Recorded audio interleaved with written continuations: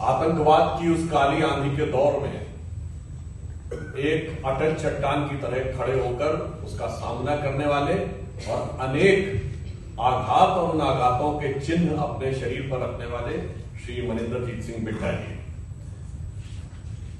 श्यामा प्रसाद मुखर्जी न्यास के निदेशक श्री विनय कुमार सिंह जी, अभी जिनका उद्बोधन हमने सुना पत्रकार श्री ए कृष्ण राव जी और मयूर शेखर सिंह जी और इस सभागार में उपस्थित सभी सम्मानित बहनों और भाइयों, आज हम सब पूर्व प्रधानमंत्री और भारत रत्न श्री पीवी नरसिम्हा राव जी के पुण्यतिथि पर यहां एकत्र हैं और एक संयोग देखिए या विडंबना देखिए, दिल्ली में कहीं भी उस पार्टी के द्वारा कोई कार्यक्रम नहीं हो रहा है जिस पार्टी के वो अध्यक्ष भी रहे और प्रधानमंत्री भी रहे। वैसे मुझे ज्ञात नहीं है कि भारत में कहीं हो रहा है या नहीं। यदि आप लोग पत्रकारों को जानकारी लगे तो कम से कम सूचित करिएगा।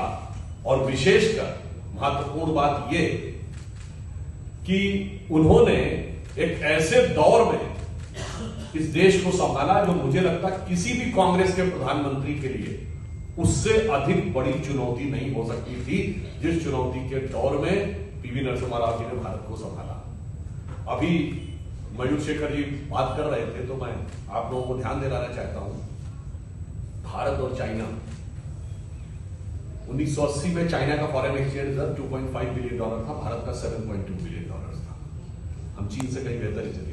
बस क्या था कि उन्होंने ओपन कर लिया 1978 में, हम 13 साल बाद किए, जो कि 80 के दशक में भारत के इतिहास की दो सबसे शक्तिशाली सरकारें, 2/3 बहुमत की इंदिरा जी की सरकार और 400 की मेजॉरिटी की राजीव गांधी की सरकार, और उसी में भारत का सारा आर्थिक पतन होते होते 1991 में लेस देन $1 बिलियन के ऊपर पहुंच गया फॉरेन एक्सचेंज रिजर्व। उसी 1980 के दशक में भारत में आतंकवाद भयानक रूप से फैल गया, पंजाब के आतंकवाद से लेकर और कश्मीर के आतंकवाद की शुरुआत तक।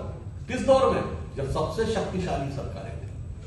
उस दौर में अगर आप देखें तो भारत की राजनीति में जो अन्य प्रकार के पराभव होने शुरू हुए, जिन्हें आज हम कहते हैं कम्युनलाइजेशन, क्रिमिनलाइजेशन, कास्टिज्म, ये सब 1980 के दशक में आए। यानी जिनको अपरिमित सत्ता मिली उन्होंने देश का काम किया या काम तमाम किया। आज इतिहास का अगर आप विश्लेषण करेंगे तो आपको समझ में आएगा। अगर कहीं पीवी नरसिम्हा राव जैसा व्यक्ति 1978 में होता